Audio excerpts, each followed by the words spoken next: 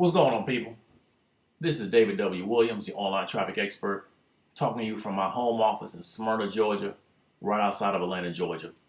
And what I want to talk to you about is this concept of leadership and this concept of team in the MLM industry. And because the reason why I want to talk to you about this is because this was something that when I first came into this industry, I really didn't understand. And I would keep hearing this term, leaders, and he's a leader, and you're a leader, and we're having a leadership council, and we're going to assemble all the leaders together. And I really didn't understand what that meant because where I'm from and the type of environment I grew up in, and based on my experiences and based on my understanding of history in respect to my people, leadership is when a person has a following and they advocate on behalf of their following to the power structure. A leader is a person who can attract a following and bring about a particular change for their following based on what they're going to do. And so I never understood that a leader was somebody that just has the ability to drop a bunch of sales. I never understood that. I never understood that a leader was a person that can, you're a really good marketer, so now you're a leader. I never really understood what that particular definition meant because I thought a leader was a person that had the ability to take people from one part of where they're at in life to another level. So I would keep hearing this term. And the issue I had was that with the people that were being defined as leaders in the particular programming that I was in, when things would go wrong, they would disappear. And to me, that wasn't leadership. To me, leadership is that if you have a following and things go wrong, your job is to stand up and make sure that everything goes right. So we had an issue on our team in which we ordered a really, really big co-op for traffic. And the co-op orders were higher than what they anticipated. Way, way higher. So when the co-op supposedly was run, the orders never got fulfilled. So we had all the masses of people on the team asking, how come my orders have not been fulfilled? And our quote-unquote leadership on our team, they were null and void. They weren't around. They couldn't answer questions. They couldn't alleviate the situation. They just disappeared. And what I understood at that particular moment is that because a person can market really well, because a person can drive sales really well, because a person can persuade somebody to buy, doesn't mean they're a leader of men and women. Those are totally different specialties, totally different skill sets. And I really had to understand that. And a lot of programming and a lot of conditioning in this industry is designed to make you think that a person is your leader, therefore you'll do everything they tell you to do. Instead of you being a independent individual, you meeting up with another independent individual, and y'all form an interdependent relationship. It's still based on the paradigm of you're dependent upon this person. And that really was not the type of independent relationship and the type of entrepreneurship that I desire. And so that's really my issue with this concept of leadership is that how come this title is given to people that don't really have the ability to lead people from one place to another place. They just have they just have the ability to sell.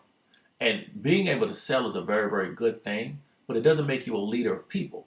There are people in this industry that could outsell Martin Luther King 10 times over, okay?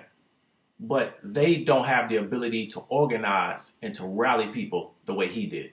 Because he did that without any internet, without any cell phones. And he was able to get all those people to show up at the March in Washington. It wasn't just him by himself. He had an organization with him. But he was the head of that. He was the focal point of that particular organization. So there are people in the MLM industry or the direct sales industry that have always sold way more in product than Martin Luther King will ever be able to do. But they're not the level of leader that he is. They're not the level of leader that a Stokely Carmichael is, because they don't have the ability to rally and organize people on that level. But it comes down to how much you actually care about people as opposed to how many products you're just trying to sell. What we want to do is we want to transition into this concept of being on a team. So if you're in the MLM industry, people will say, well, you're on a team, or join my team, or, the quote unquote leader now has a team and they say, well, I love my team. Okay, let's be very clear about what's going on here. When you buy into a business opportunity, you're purchasing the ability to sell and promote that product from somebody else.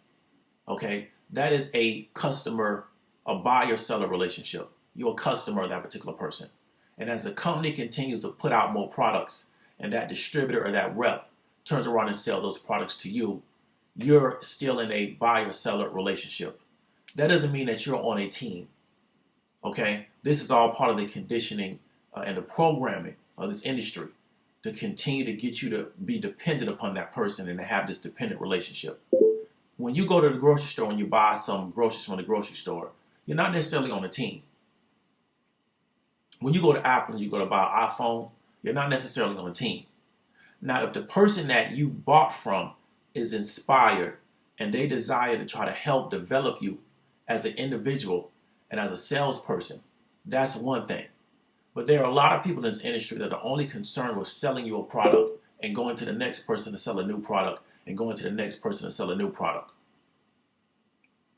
I bought into an opportunity and my sponsor was only concerned with selling me the next product. He wasn't concerned with anything else. And so everything he did was about getting people to buy a new product or getting people to upgrade from where they're at to another level. It really was not based around trying to teach people how to do what he was doing. So he would say, well, we have over-the-shoulder marketing, but you didn't need to learn over-the-shoulder marketing. You needed to learn a sales process because marketing is not selling. You needed to learn a sales process, which is what he wasn't teaching. And so he had you fixated on thinking it was all about marketing and running ads and never understanding that at the end of the day, you have to learn how to drive sales, which is what he could do. But that's how he kept you under his wing and on his team. And that kind of behavior used to really, really upset me. It used to make me really mad. And I realized that I have to forgive these people for doing that because they don't know what they're doing or they don't have the ability to recognize the fault in themselves and change. And it's not for me to attack those people. It's for me to try to be the example of how not to do that. In this MLM industry, in this direct sales industry, we really need to be authentic into who we are as people. If you just want to make money, just go out here and make money. But don't use these terms like leader.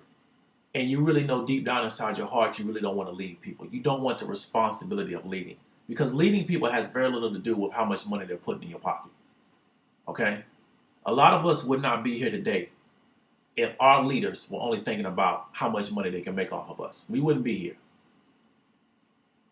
If you really have a team of people, really think about what it means to be a teammate. Because if you have a team and you're on the team, you're a teammate. Really think about what it means to be a teammate, okay? Or if you just have a big customer base, just say, I have a large customer base. Now, if you're really trying to develop these people as individuals and develop them as professionals in the particular workspace you're working in, that's one thing. But if you're just looking to try to figure out how can I keep these people around me so I can continue to sell them product after product, or I can get them to upgrade from where they're at to a higher level in the particular organization we're in. And that's all you really want to do? Just be authentic and tell people that. And people will respect you more for that than they're trying to use this communication as if we're all in this thing together. This is David W. Williams, the online traffic expert. Peace out.